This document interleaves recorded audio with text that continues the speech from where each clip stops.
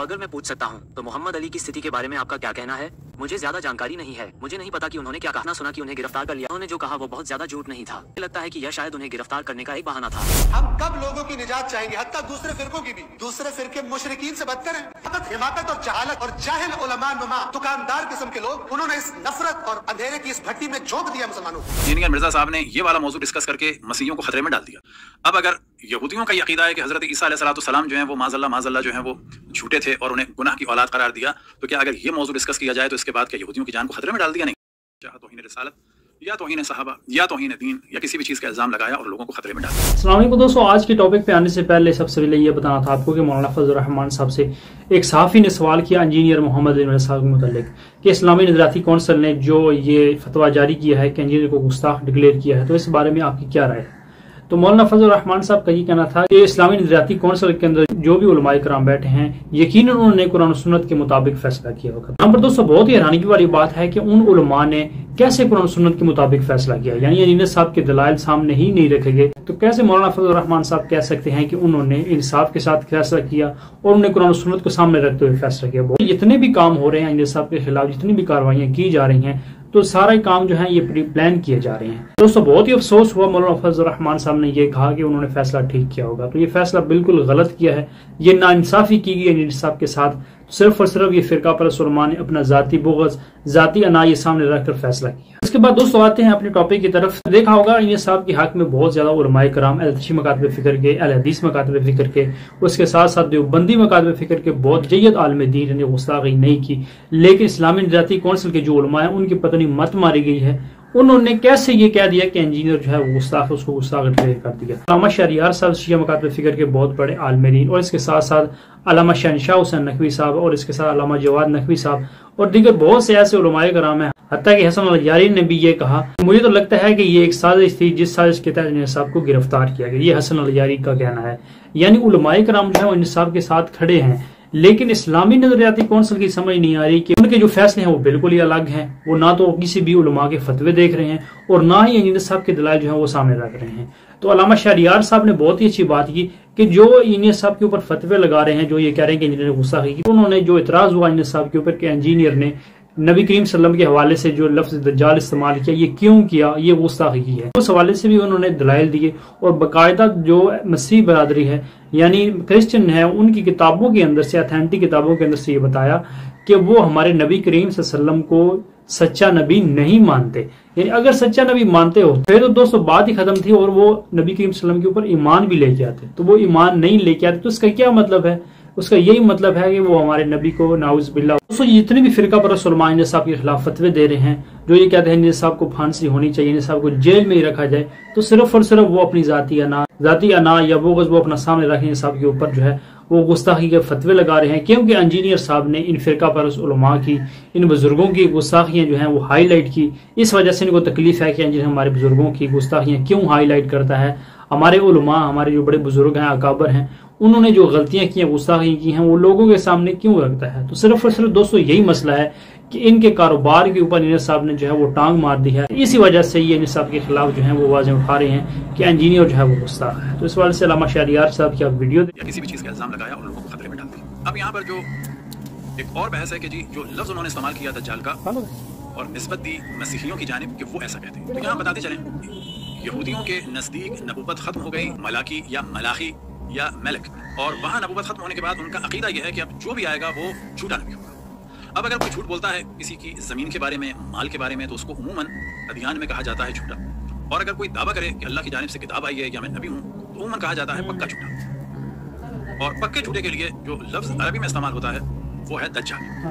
अब ये लफ्ज़ दो माना में इस्तेमाल होता है, एक वो दज्जाल के जो आखिरी ज़माने में आएगा, और फिर ये लफ्ज़ इस्तेमाल होता है किसी भी उस शख्स के लिए कि जो पक्का झूठा हो। और पक्का झूठा जो है वो किसी भी माल या और मौज़ूआत के लिए आमतौर पर कम इस्तेमाल होता है, जो ज़्यादा इस्तेमाल होता है उसका मिस्दाक़ ये है कि कोई दावा करे नबूवत का। अब यहूदी हज़रत ईसा अलैहिस्सलाम माज़अल्लाह गुनाह की औलाद करार देते हैं और उन्हें माज़अल्लाह झूठा भी कहते हैं। इसी तरीके से मसीहियों में नबूवत ख़त्म हो चुकी है हज़रत ईसा अलैहिस्सलाम। कोई भी उनके बाद अगर दावा करे तो वो उसको झूठा मानेंगे। अब आ जाएं आलम इस्लाम में। आलम इस्लाम में अशरफुल अंबिया हज़रत मोहम्मद मुस्तफ़ा सल्लल्लाहु अलैहि वसल्लम पर नबूवत खत्म हो चुकी है। फिर बाज़ उलमाए अहले सुन्नत ये कहते हैं کہ شریعت ختم ہوئی ہے لیکن نبی آ سکتے ہیں. اسے ہم کبھی بعد میں ڈسکس کریں گے. اور یہی فرق ہے قادیانیوں میں یعنی احمدیوں میں اور اہل سنت میں کہ انہوں نے ایک نبی ظاہر کر دیا اور بعض علماء اہل سنت کہتے ہیں کہ نبی آ سکتا ہے کہ جو شریعت کے بغیر ہو. اسے انشاءاللہ بعد میں ڈسکس کریں گے کہ احمدیوں میں اور اہل سنت میں خصوصاً حنفیوں میں کیا فرق ہے. تو مسلمانوں میں خصوصاً اہل بیت علیہم السلام کے ماننے والوں کا عقیدہ ہے ختم نبوت کا, کیونکہ ہم سب سے زیادہ توجہ دلاتے ہیں امامت پر, اور جو امامت پر سب سے زیادہ توجہ دے اس کے معنی یہ ہے کہ وہ ختم نبوت کا قائل ہے, تبھی تو امامت کا قائل ہے, تبھی تو خلافت کا قائل ہے. اور جو اچانک کسی کو خلیفہ بنا لیں اس کا مطلب ہے کہ ان کے یہاں شاید پہلے اتنا واضح نہیں تھا.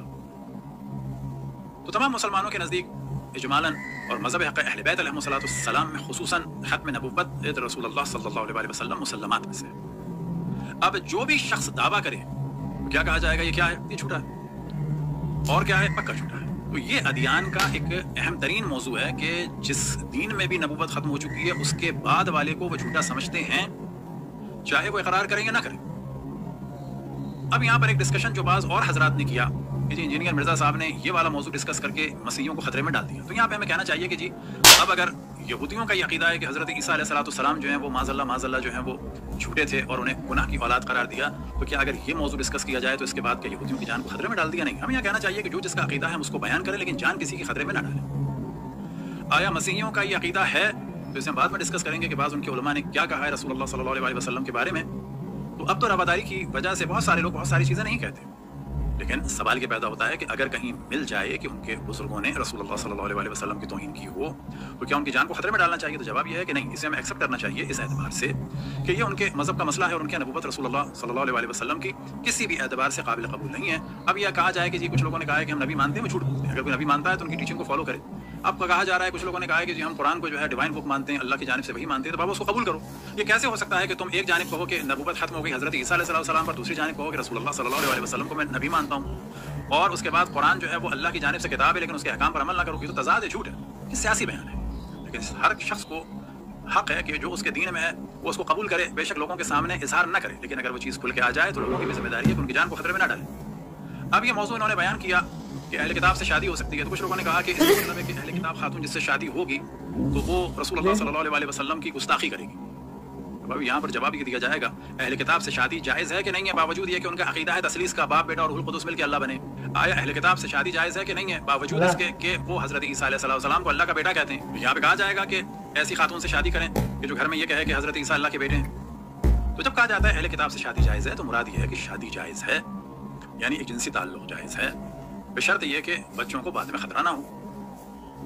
اسی طریقے سے سوال یہ پیدا ہوگا کہ یہودیوں سے شادی جائز ہے, کہا جائے گا جی اہل کتاب سے شادی جائز ہے, یعنی ایسی اہل کتاب سے شادی جائز ہے جو حضرت عیسیٰ علیہ السلام کو معاذ اللہ ناجائز اولاد سمجھے, اور یہ ان کا مسلم عقیدہ ہے. ہماری خود بات ہوئی, اب ہم نام نہیں لیتے, نہیں بتاتے کہ یہودی لوگ کیا کہتے ہیں حضرت عیسیٰ کے بارے میں, بہت کھل کے کہتے ہیں. ہم نے کہا وہ بہت واضح ہے. اور مسیحی حضرات سے اگر بات ہو تو وہ کیا رسول اللہ صلی اللہ علیہ وسلم کے بارے میں کہتے ہیں, تو بہت واضح ہے کہ وہ ان کو کسی بھی اعتبار سے 0.0001 بھی احتمال نہیں دے سکتے کہ وہ اللہ کا نبی ہے جب تک کہ حضرت عیسیٰ کو خاتم الانبیاء مان رہے ہیں. ان کو ہاتھ اٹھانا پڑے گا ختم نبوت. بالکل اسی طرح سے ہم مسلمان اشرف الانبیاء کے بعد کسی بھی فرد کی نبوت کا ذرہ برابر احتمال نہیں دے سکتے. بس اگر کوئی نبوت کا دعویٰ کرے, اگر کوئی وحی کا دعویٰ کرے, خدا کی جانب سے شریعت آنے کا دعویٰ کرے, تو ہم بے شک اظہار نہ کریں لیکن عقیدتاً اس کو ہم کیا سمجھتے ہیں, قطعاً جھوٹا سمجھتے ہیں, پکا جھوٹا سمجھتے ہیں. شہریار صاحب جو ہیں شیعہ مکاتب فکر کے بہت بڑے آدمی تھے, جو کرسچن کی بکس ہیں, بکس کے اندر سے ثابت کر دیا کہ واقعہ ہی رسول اللہ صلی اللہ علیہ وسلم کو جو ہے وہ جھوٹا نعوذ باللہ نبی ڈکلیئر کرتے ہیں. یہ فرقہ پرست جتنے بھی یہ کہہ رہے ہیں کہ انجینئر نے گستاخی کی ہے, انجینئر کو یہ بات نہیں کرنی چاہیے تھی, وہ صرف اور صرف انجینئر صاحب کے بغض میں یہ باتیں کر رہے ہیں. اس کے ساتھ ساتھ ساحل ندیم صاحب جو ہیں انہوں نے یہ چیلنج کیا ہے, کوئی بڑے سے بڑا عالم دین, کوئی موٹیویشن اسپیکر جیسے کیسے راجہ صاحب اور دیگر بہت سے ایسے موٹیویشن اسپیکر ہیں, ان کو یہ چیلنج کیا ہے کہ آپ میرے ساتھ اس بات کے اوپر مناظرہ کر لیں کہ کرسچن ہمارے نبی کو نعوذ باللہ جھوٹا نبی جو ہے وہ ڈکلیئر کرتے ہیں. استغفر اللہ. آج کل کے جو لوگ ان صاحب کے اوپر فتوے لگا رہے ہیں تو صرف اور صرف دوستو یہ اپنی ذاتی یا ناذاتی بغض جو ہے وہ نکال رہے ہیں. یعنی حقیقت میں اگر دیکھا جائے انجینئر صاحب نے گستاخی نہیں کی, اور اسی طرح سے اسلامی نظریاتی کونسل نے جو فتویٰ شائع کیا, یعنی یہ فتویٰ دیا تھا, جو تحریر لکھی تھی, اس تحریر کے اندر انہوں نے یہ باتیں لکھی تھی کوئی بھی بندہ اگر کفر کو نقل کرتا ہے یعنی اس وجہ سے شہادت دینے کے لیے, گواہی دینے کے لیے, یا پھر کسی کو وہ تعلیم دے رہا ہوتا ہے, ایجوکیشن دے رہا ہوتا ہے, تو اس دوران اگر وہ کفر کو رپیٹ کرتا ہے تو وہ کافر نہیں ہو جاتا، اور نہ ہی وہ گستاخ رسول ہوتا ہے، نہ ہی وہ گستاخ ہوتا ہے۔ تو پھر انہوں نے ساتھ یہ کہہ دیا کہ انجینئر جو ہے وہ فساد فی الارض ہے، زمین کے اندر فساد پھیلاتا ہے۔ یعنی اسلامی نظریاتی کونسل کے جو علماء ہیں ان کے قول اور ان کی جو تحریر جو انہوں نے لکھی اس کے اندر ہی تضاد ہے، وہی باتیں ان کی جو ہیں وہ اپنے بولے ہوئے الفاظ سے میچ ہی نہیں کر رہی۔ میں تو دعا ہی کر سکتا ہوں ان فرقہ پرست علماء کے اللہ تعالیٰ ان کو ہدایت دے، صاحب کے حق میں جو ہے وہ فیصلہ کرے، انجینئر صاحب کے حق میں مزید آسانیاں پیدا فرمائے۔ لیکن فرقہ پرست علماء جو ہیں انہوں نے کوئی بھی کام، کوئی بھی اس طرح کی کوئی بھی ایکٹیویٹی نہیں چھوڑنی جس کی وجہ سے ان صاحب کو نقصان نہ ہو۔ یعنی انہوں نے ہر حربہ لگانا ہے، ہر کوشش کرنی ہے انجینئر کو گستاخ ڈکلیئر کیا جائے، اس کے اوپر جو ہے 295C جو ہے وہ بالکل اسٹیبلش ہونی چاہیے، اور اس کو جیل کے اندر ہی سڑنا چاہیے، اس کو پھانسی دینی چاہیے، نعوذ باللہ استغفر اللہ۔ انہوں نے فل کوشش کرنی ہے، کیونکہ ان کو پتا ہے کہ جب انجینئر صاحب جو ہیں وہ جیل سے رہا ہو جائیں گے تو پھر انجینئر صاحب جو ہیں وہ ہمیں ایکسپوز کریں گے۔ اور دوستوں ہم دعا ہی کر سکتے ہیں اللہ تعالیٰ سے، اللہ تعالیٰ ہمیں اور ان تمام فرقہ پرست علماء کو خیر ملتے ہیں نیکسٹ ویڈیو میں۔